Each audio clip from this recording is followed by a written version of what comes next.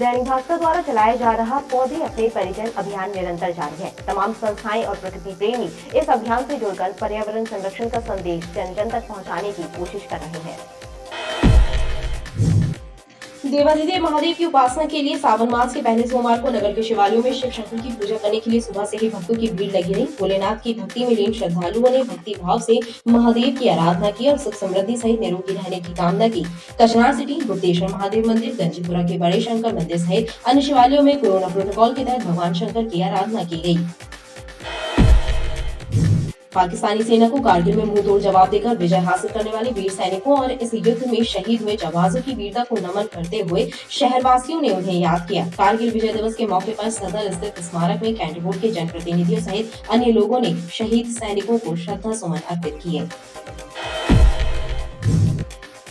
मध्य प्रदेश विधानसभा की स्थानीय निकाय एवं पंचायत राज लेखा समिति की बैठक जबलपुर में आयोजित हुई। 11 सदस्यीय समिति के सिर्फ 4 सदस्य ही बैठक में उपस्थित रहे। बैठक में समिति के सदस्यों ने जिला पंचायत, जनपद पंचायत और नगर निगम स्मार्ट सिटी के अधिकारियों की बैठक लेकर कामकाज की समीक्षा एवं आय व्यय का आकलन किया। शासकीय प्राथमिक शाला दीक्षितपुरा में अवैध कब्जे का मामला सामने आया है। जांच करने पहुंचे अधिकारी उस समय चौंक गए जब कब्जाधारी ने बताया कि वह 20 से 25 वर्षों से परिवार सहित शाला भवन में निवास कर रहा है।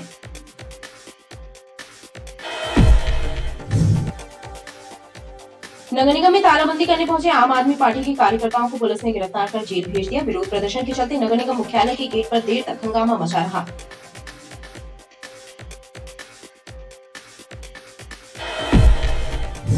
एमपी स्टूडेंट यूनियन ने महाकौशल कॉलेज में प्रदर्शन करते हुए प्राचार्य को एक ज्ञापन सौंपकर कॉलेज में कैंटीन खोले जाने की मांग की है।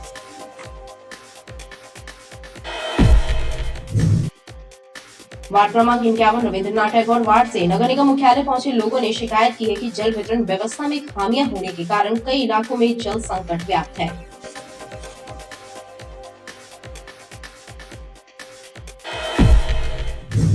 घावपुर क्षेत्र में रामकृष्ण आश्रम के पास चल रहे पुलिया निर्माण कार्य की धीमी गति से क्षेत्रीय जनता परेशान है। क्षेत्र में रोजाना ट्रैफिक जाम के हालात बन रहे हैं और बारिश के दौरान जल प्लावन की स्थितियां भी निर्मित होने लगी हैं।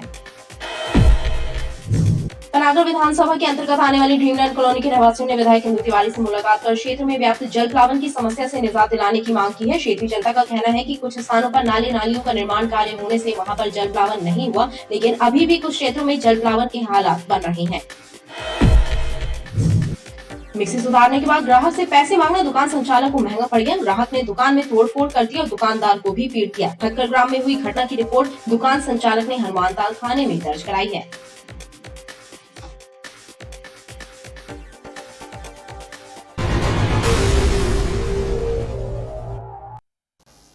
नमस्कार, बीडीवी न्यूज के इस बुलेटिन में आपके साथ मैं हूं स्वाति। शहर से जुड़ी खबरों को देखेंगे विस्तार से, लेकिन सबसे पहले एक नजर डालते हैं हेडलाइंस पर।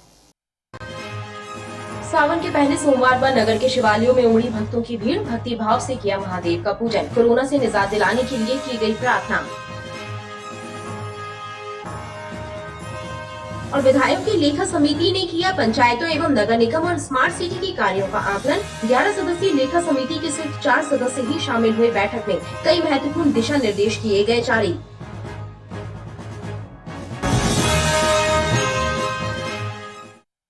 दैनिक भास्कर द्वारा चलाया जा रहा पौधे अपने परिजन अभियान निरंतर जारी है। तमाम संस्थाएं और प्रकृति प्रेमी इस अभियान से जुड़कर पर्यावरण संरक्षण का संदेश जन जन तक पहुंचाने की कोशिश कर रहे हैं।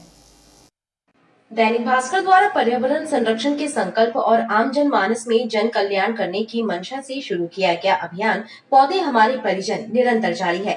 इसी कड़ी में सावन के पहले सोमवार को 3 स्थानों पर पौधारोपण कार्यक्रम आयोजित हुआ।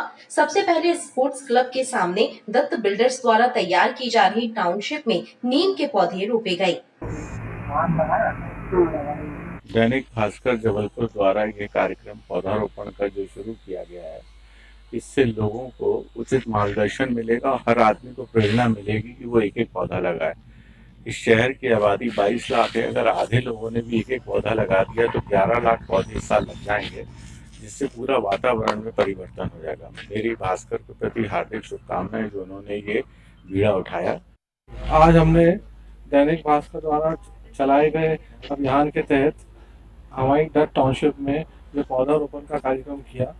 भास्कर द्वारा ये मुहिम जो चलाई जा रही है, ये अपने वातावरण एवं समाज दोनों के लिए एक अच्छी मिसाल है और इस मिसाल को मैं भास्कर वालों को बहुत धन्यवाद देता हूँ और शुभकामना देता हूँ इस काम के लिए। उसके पश्चात पसरीचा लॉन्स में भी पौधारोपण कर धरती को हरा भरा बनाए रखने का संदेश दिया गया।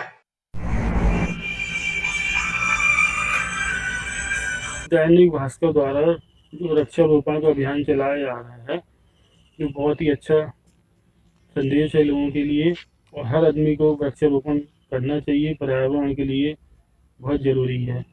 दैनिक भास्कर द्वारा जो ये अभियान चलाया जा रहा है वृक्षारोपण का, ये बहुत अच्छा है। ये सभी लोगों को करना चाहिए। पर्यावरण के लिए बहुत सही है, ये ग्लोबल वार्मिंग के लिए भी बहुत अच्छा है। तीसरा कार्यक्रम विजन महल में हुआ, जहां विजन परिवार ने प्रकृति को समर्पित इस कार्यक्रम में उत्साहपूर्वक हिस्सा लिया।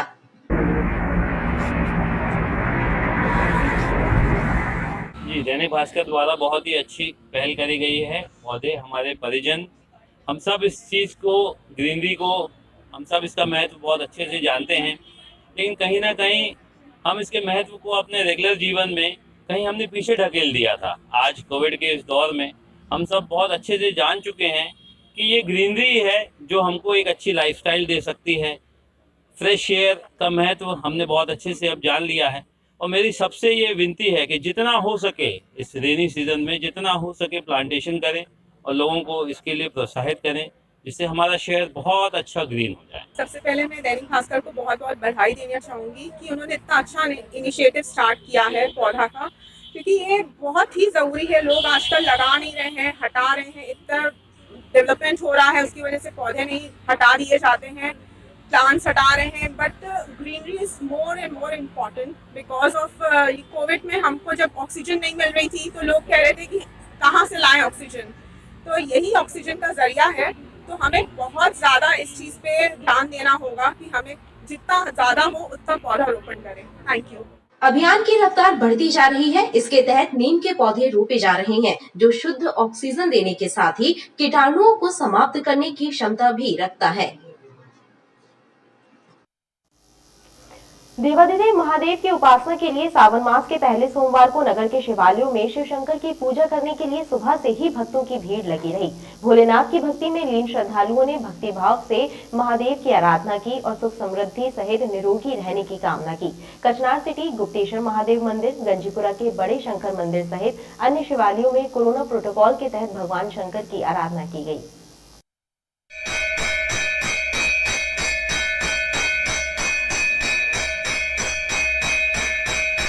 भगवान भोलेनाथ की उपासना के लिए श्रावण मास के पहले सोमवार को शहर के प्रसिद्ध कचनार सिटी मंदिर में सुबह से ही भक्तों का तांता लगा रहा।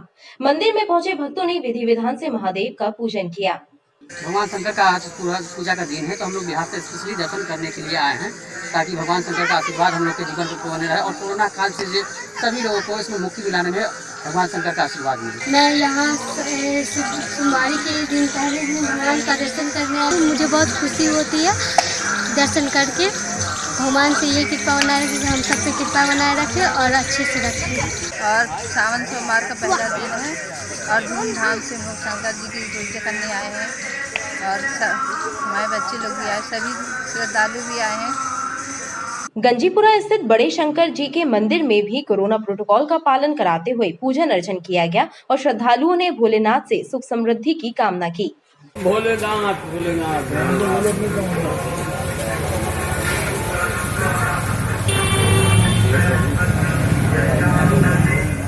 आज सावन का पहला सोमवार है। हम हर साल यहाँ पूजा करते हैं। कोरोना काल के कारण कुछ वर्ष से हम पूजा नहीं कर पा रहे हैं। जल्दी से सब ठीक हो जाए, ताकि कोरोना काल ठीक हो जाए, ताकि हम लोग हर साल की तरह अच्छे से यहाँ पूजा कर सकें।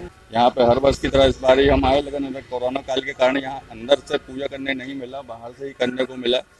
हम ईश्वर से प्रार्थना करते हैं ये बड़े शंकर जी गंजीपुरा में, ईश्वर से प्रार्थना करते हैं कि जो सोशल डिस्टेंसिंग से करने पूजा मिल रही है वो दूर हो, जल्दी से सब ठीक हो और जैसा चलता आ रहा था वैसा सब चले। स्वयंभू सिद्धपीठ गुप्तेश्वर महादेव मंदिर में भी हर हर महादेव और बोल बम के जयकारे गूंजे। शिव भक्तों ने आशुतोष भगवान का जलाभिषेक कर उनसे निरोगी काया और जन कल्याण की कामना की।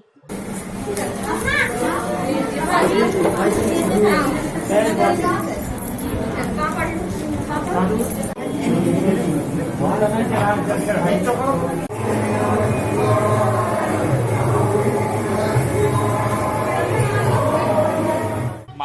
के दर्शन करने के लिए काफ़ी लोग उपलब्ध है यहाँ पर। सबकी मनोकामना पूर्ण होती है।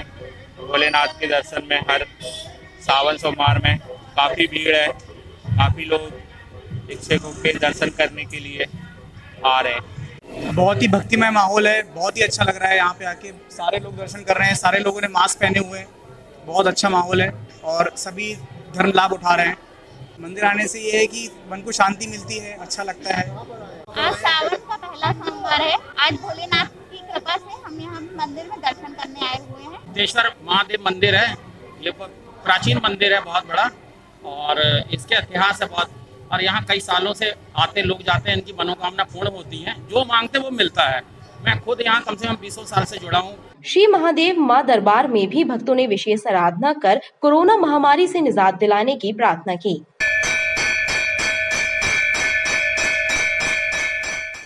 लड्डू गोपाल और राधा कृष्ण की मूर्ति स्थापित की है और जो ये तीसरी लहर आ रही है इसका जल्द से खात्मा हो जाए। सभी की मनोकामना पूर्ण करें। ये सावन सोमवार का है दिन है, जो कि हम चाहते हैं कि जो महामारी कोरोना जो तीसरी बार आ रही है वो भोले बाबा शांत करें और किसी प्रकार की किसी भी भक्तगणों को परेशानी न हो। इस भारत में कभी भी महामारी ये सब दूर हो जाए। हम भोले बाबा से ही हाथ जोड़ करके विनती करते हैं। सावन सोमवार पर शिव मंदिरों में कोरोना गाइडलाइन का पालन करते हुए धार्मिक अनुष्ठान भी आयोजित हुए। पाकिस्तानी सेना को कारगिल में मुंह तोड़ जवाब देकर विजय हासिल करने वाले वीर सैनिकों और इस युद्ध में शहीद हुए जाबाजों की वीरता को नमन करते हुए शहरवासियों ने उन्हें याद किया। कारगिल विजय दिवस के मौके पर सदर स्थित स्मारक में कैंट बोर्ड के जनप्रतिनिधियों सहित अन्य लोगों ने शहीद सैनिकों को श्रद्धा सुमन अर्पित किए। 26 जुलाई 1999 को कारगिल में पाकिस्तानी सैनिकों को ढेर करते हुए भारतीय सैनिकों के द्वारा फतेह हासिल की गई थी। कारगिल विजय दिवस के 22 वर्ष पूर्ण होने पर सदर कैंट क्षेत्र स्थित स्मारक में शहीदों की शहादत को नमन करने के लिए भाजपा और कांग्रेस के जनप्रतिनिधियों सहित अन्य संगठन भी पहुंचे और कारगिल युद्ध में शहीद हुए सैनिकों को श्रद्धा सुमन अर्पित किए।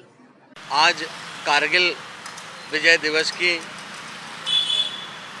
दिन आज हम शहीद स्मारक में आए और उनको, उन वीर जवानों को जिसने देश के लिए अपनी जान की निछावर करा, आज हम उनको पुष्प चढ़ाने आए और उस शहीद माँ को भी नमन करते हैं जिन्होंने ऐसे वीर पुत्रों को जन्म दिया जो कि देश के लिए और अपने परिवार को ना देखते हुए देश के लिए बलिदान दिया। हमारे वीर योद्धाओं ने जो अपना बलिदान कारगिल युद्ध के दौरान दिया था, उसकी जितनी भी सराहना की जाए कम है। पंडित अटल बिहारी वाजपेयी जी जब उस समय प्रधानमंत्री थे, उनके नेतृत्व में कारगिल में जो ये युद्ध हुआ था जिसमें हमें विजय मिली थी और हमारे पूरे जो भी वहाँ शहीद हुए थे उनके लिए, उनकी शहादत में प्रत्येक वर्ष, जैसे कल के दिन भी हम लोग यहाँ जो कारगिल स्मारक बना हुआ है वहाँ पर जाके उनकी याद में हम लोग वहाँ कैंडल लगाते हैं। कारगिल दिवस पर पूरे देशवासियों को बधाई देना चाहता हूँ और दूसरी तरफ हम उन शहीदों को भी हम नमन करना चाहते हैं जिन्होंने कारगिल के युद्ध में अपने प्राणों की आहुति दी थी। निश्चित तौर पर देश में जब भी संकट आया है तो इस देश के सैनिकों ने हमेशा दुश्मनों को मुंहतोड़ जवाब दिया है। वर्ष 1999 में हुई कारगिल की लड़ाई में वीरता का प्रदर्शन करके देश की रक्षा करने वाले सैनिकों से युवा शक्ति को प्रेरणा लेने और देश हित में कार्य करने का भी संकल्प दिलाया गया। शासकीय प्राथमिक शाला दीक्षितपुरा में अवैध कब्जे का एक मामला सामने आया है। जांच करने पहुंचे अधिकारी उस समय चौंक गए जब कब्जाधारी ने बताया कि वह तो 20-25 वर्षों से परिवार सहित शाला भवन में निवास कर रहा है। स्कूल शिक्षा विभाग और नगर निगम का शिक्षा विभाग अपने शाला भवनों को लेकर कितना लापरवाह है, इसका नमूना दीक्षितपुरा में देखने मिला, जहां सरकारी शाला भवन में एक परिवार बिना किसी की अनुमति लिए 20 वर्षों से निवास कर रहा है। सूचना के अधिकार अधिनियम के तहत मांगी गई जानकारी और सीएम हेल्पलाइन की शिकायत की जाँच करने जब नगर निगम के अधिकारियों की टीम मौके पर पहुँची तो कब्जे वाली बात सही निकली। एक यादव परिवार शाला भवन के कई कमरों में डेरा जमाए मिला। अभी उसकी जांच में अतिक्रमण वाले भी आए हैं, नरेश जी आए हैं और उनके साथ में 2-4 हम लोग आए हैं, देख रहे हैं, पूछताछ किए हैं और तथ्य जो है इनकी प्रिंसिपल से बोले हैं कि लिख के दो कि आवंटन आपकी जिला शिक्षा अधिकारी की तरफ से है तो कोई बात नहीं, जिला शिक्षा अधिकारी रख सकता है। अब हमने तो कोई आवंटन किया नहीं। अब वो तथ्य को अभी सामने आएगा, उसके बाद में कमिश्नर साहब से बात करेंगे और उसके बाद आगे की कार्यवाही करेंगे। फिलहाल अतिक्रमण हटाया नहीं गया है। अधिकारी इस बात की जांच कर रहे हैं कि आखिर किसकी अनुमति से परिवार शाला भवन में निवास कर रहा है।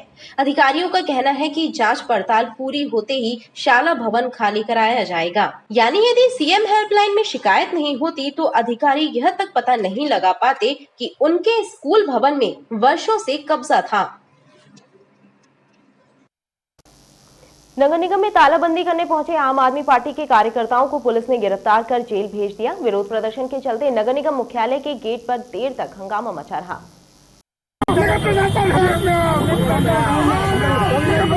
नगर निगम में व्याप्त अनियमितताओं और भ्रष्टाचार को लेकर आम आदमी पार्टी ने रैली निकालकर नगर निगम के घेराव की घोषणा की थी, लेकिन कार्यकर्ताओं की भीड़ जुटाने में असमर्थ रहे। आम आदमी पार्टी के नेताओं ने प्लान बदलकर नगर निगम में तालाबंदी करने की कोशिश की तो मौके पर मौजूद पुलिस ने उन्हें गिरफ्तार कर लिया। इस दौरान आम आदमी पार्टी के कार्यकर्ताओं और पुलिस के बीच जमकर झूमाझटकी हुई।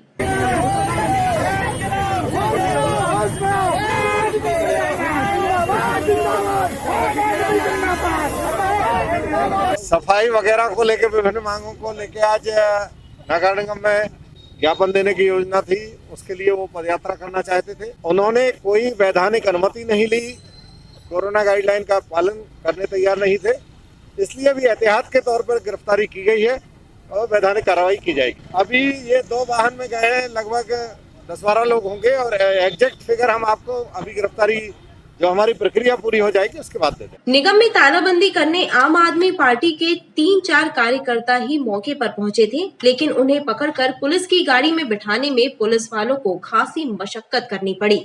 नगर निगम मुख्यालय के गेट पर देर तक हंगामा मचा रहा।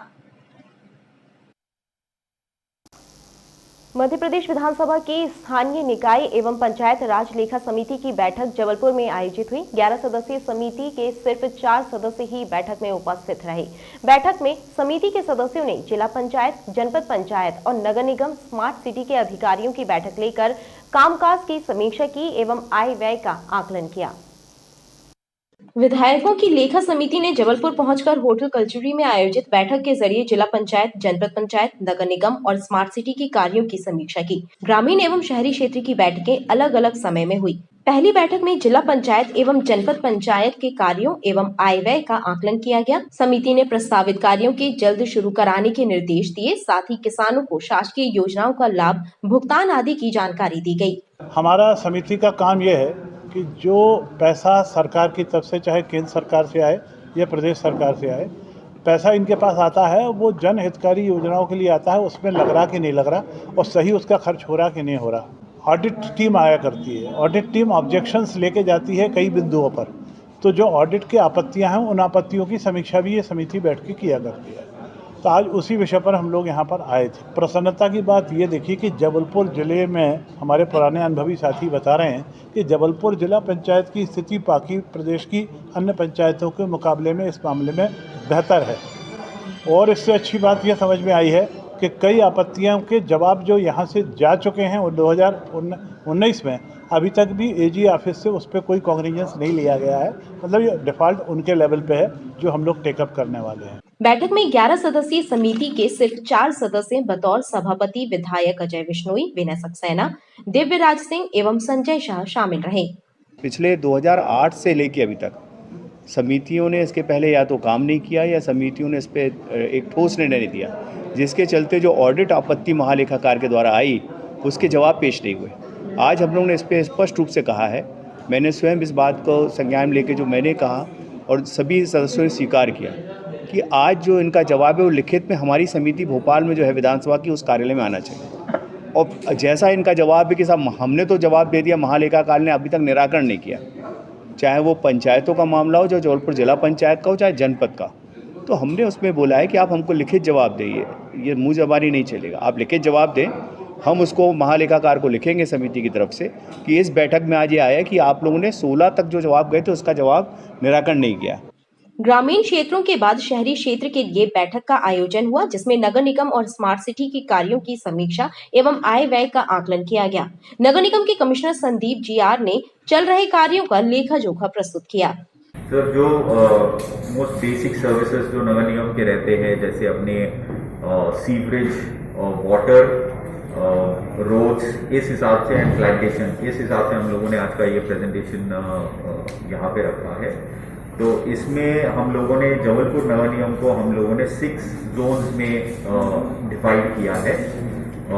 अभी जोन 1 जो सेंट्रल एरिया है, दमोह नाका, गांवपुर, कांचकर etcetera, Napier town, Wright town area को हम लोगों ने जोन 1 के हिसाब से हम लोगों ने क्लासिफाई किया है।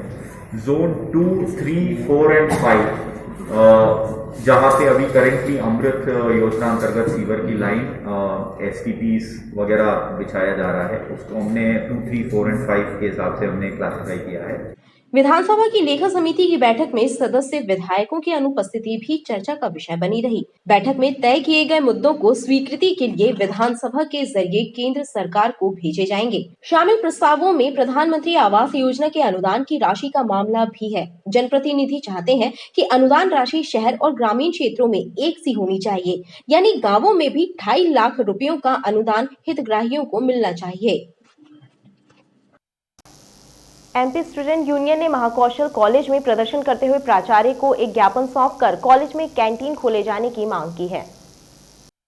महाकौशल कॉलेज में कैंटीन खोले जाने की मांग को लेकर MP स्टूडेंट यूनियन के सदस्यों ने कॉलेज प्राचार्य को एक ज्ञापन सौंपा है। उनका कहना है कि ग्रामीण इलाकों से आने वाले छात्रों को कैंटीन की दरकार है, क्योंकि वो दूर दराज के इलाकों से आते हैं और भोजन या फिर नाश्ते की जरूरत पड़ने पर उन्हें कॉलेज से काफी दूर जाना पड़ता है। सभी की ये मांग थी कॉलेज परिसर में कैंटीन खोली जाए। तो उस मांग को लेते हुए आज हमने प्राचार्य के समक्ष अपनी बात रखी कि इस सत्र की शुरुआत में 10 दिन के भीतर आप यहाँ पे कैंटीन की शुरुआत करें एवं अंतिम वर्ष के जो विद्यार्थी थे उनका परीक्षा परिणाम अभी तक घोषित नहीं किया गया है, तो वो भी शीघ्र ही घोषित किया जाए। छात्र संगठन ने परीक्षा परिणाम भी जल्दी घोषित करने की मांग की है। वार्ड क्रमांक 51 रविंद्रनाथ टैगोर वार्ड से नगर निगम मुख्यालय पहुंचे लोगों ने शिकायत की है कि जल वितरण व्यवस्था में खामियां होने के कारण कई इलाकों में जल संकट व्याप्त है। कई बार शिकायतें की गई, लेकिन समस्या जस की तस बनी हुई है। रविंद्रनाथ टैगोर वार्ड में रहने वालों ने नगर निगम पहुंचकर शिकायत की है कि आनंद नगर पानी की टंकी से होने वाली जल आपूर्ति ठीक तरीके से नहीं हो रही है, जिसके चलते 16 क्वार्टर, सराफाबाद मस्जिद क्षेत्र, तालिब शाह चौक, पसियाना, सुब्बा शाह क्षेत्र और अमन चौक के आसपास का इलाका प्यासा है। इनमें जल संकट व्याप्त है। आनंद नगर टंकी का पानी ढलान होने के कारण आधारताल और रामनगर इलाके में पहुंच जाता है, लिहाजा जल वितरण व्यवस्था दुरुस्त कराई जाए। मेहरबानी करें सर, उसके लिए थोड़ी जांच कराइए, क्योंकि 12-13 दिन हो गया है तो वहाँ बिल्कुल पानी नहीं। आज 12-13 सालों से जो है विगत हम लोग इस समस्याओं से जूझ रहे हैं, इसीलिए आज हम लोग जो है निगम आए हुए हैं और इसका ज्ञापन देकर हम लोग यही चाहते हैं सरकार से, निगम आयुक्त से यही चाहते हैं कि इस निराकरण की समस्या का जो है समाधान करें, जल्द से जल्द इसका समस्या। उपायुक्त नगर निगम PN सनखेरे ने शिकायतकर्ता को भरोसा दिलाया है कि मामले की जांच करवाकर शीघ्र कार्यवाही की जाएगी। घमापुर क्षेत्र में रामकृष्ण आश्रम के पास चल रहे पुलिया निर्माण कार्य की धीमी गति से क्षेत्रीय जनता परेशान है। क्षेत्र में रोजाना ट्रैफिक जाम के हालात बन रहे हैं और बारिश के दौरान जल प्लावन की स्थिति भी निर्मित होने लगी है। घमापुर चौराहे के आगे राधा कृष्ण मंदिर के सामने पुलिया का निर्माण कार्य धीमी गति से किए जाने का आरोप लगाते हुए क्षेत्रीय जनता ने बताया कि व्यस्तम मार्गों में शुमार घमापुर से कांचघर जाने वाले मार्ग पर पुलिया खोदकर उसका निर्माण कराया जा रहा है, लेकिन काफी समय बीत जाने के बाद भी निर्माण कार्य पूरा नहीं हो पाया है, जिससे बारिश में जल प्लावन की स्थिति भी निर्मित हो गई है।